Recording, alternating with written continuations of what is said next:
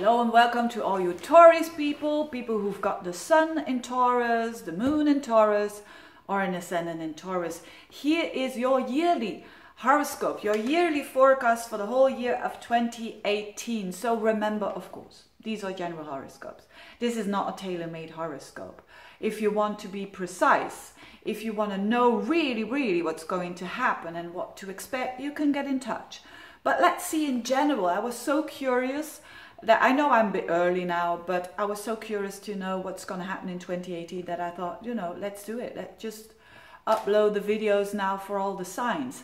And Taurus people stand out in the year of 2018, and I'll tell you why. Because a very slow planet, so Uranus, the planet of liberation, the planet of sudden changes, the planet of rebellion, you could say, and also the planet of being progressive, thinking out of the box. That energy is going to shift into, guess what? Into Taurus for a very long time.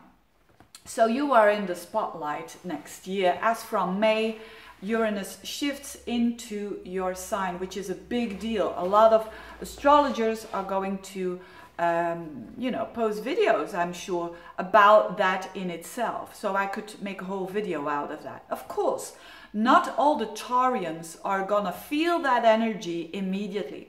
So that energy is going to be felt in 2018 for the early Taurians. So the ones that have a birthday not in May, but in April, you know, those, so the next couple of years, 2018, 2019, you're gonna feel Uranus very much, the people who were born in April. And then let's say when you were born the 1st of May up until like the 5th of May, you're gonna feel what I'm going to describe, and it's mostly around 2020, 2021, etc, etc. So, so you're prepared, of course. But this energy is something that you feel before it touches your sun sign or your moon sign. What is this energy all about? Big changes. When it's your sun sign, it is career. So when you think so that you're now in a career for the rest of your life, forget it, you Taurians. You're not. You're up to something. The best is to embrace this energy. So when you're resisting it, when you say, no, I'm staying in the same career for the rest of my life, which is a Taurus trait, because Taurus is a fixed sign, it doesn't want to change. It's going to be a bit hard for you, because it's better to embrace what's the energy that's coming towards you, and that's actually very natural to you as well.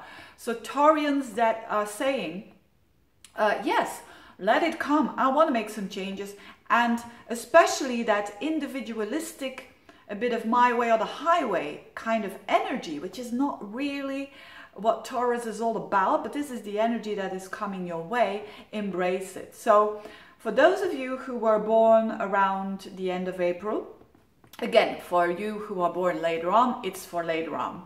You already know what it's going to be in 2020 or 2021 or whatever.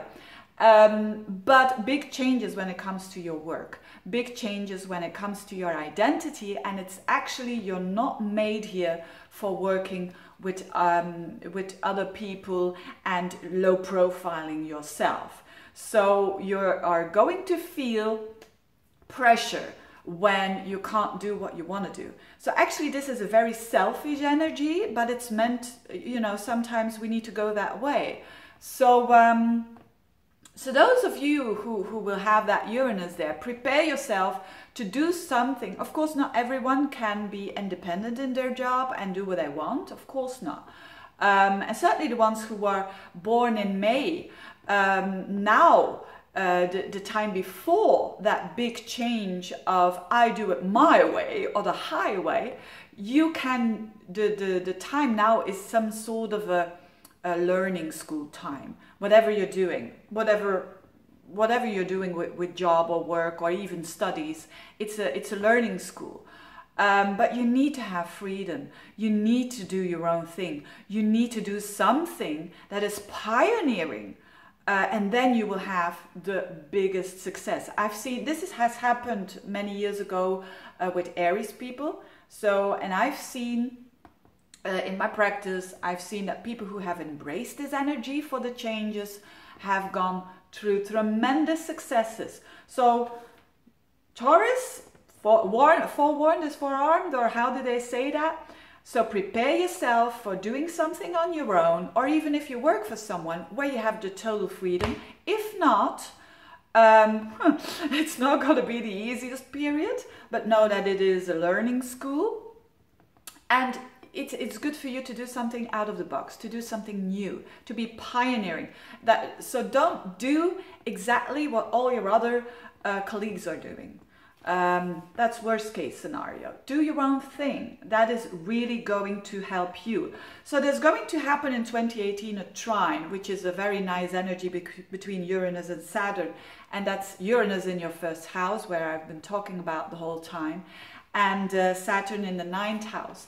And Saturn in the 9th house means that you have the structure, you have the opinion, and don't let other people take over your opinion and your mind.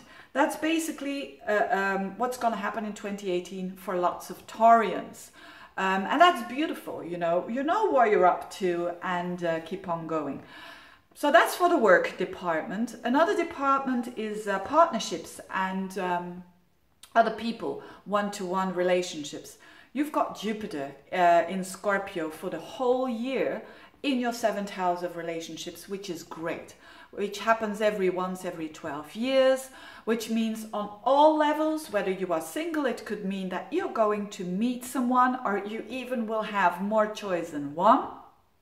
May sound crazy, but that often happens, and it's not always easy to pick out one, although Taurians, they do know what they don't always know what they want. It depends where their Venus is. So for single people, great to meet someone new.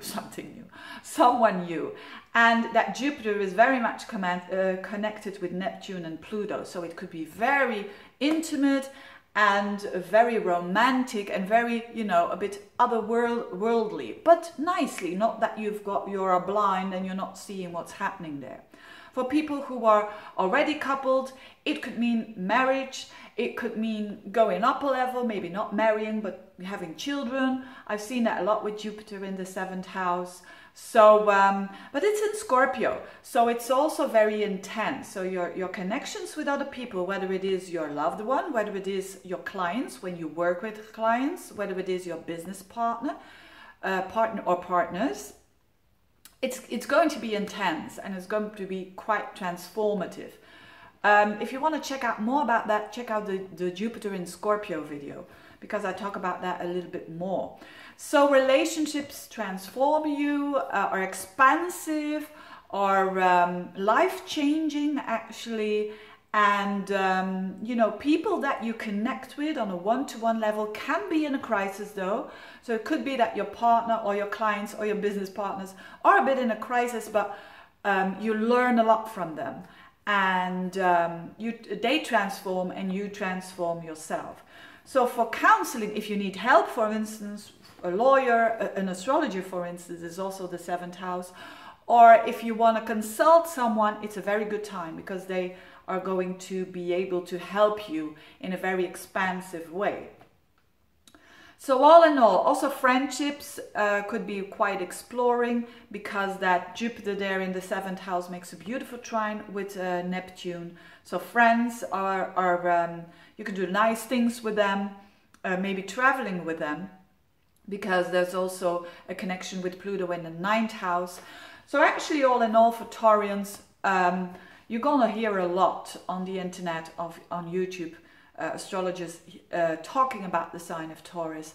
So you're really in the limelight now, and I know a lot of Taurians don't like that, but it's how it is.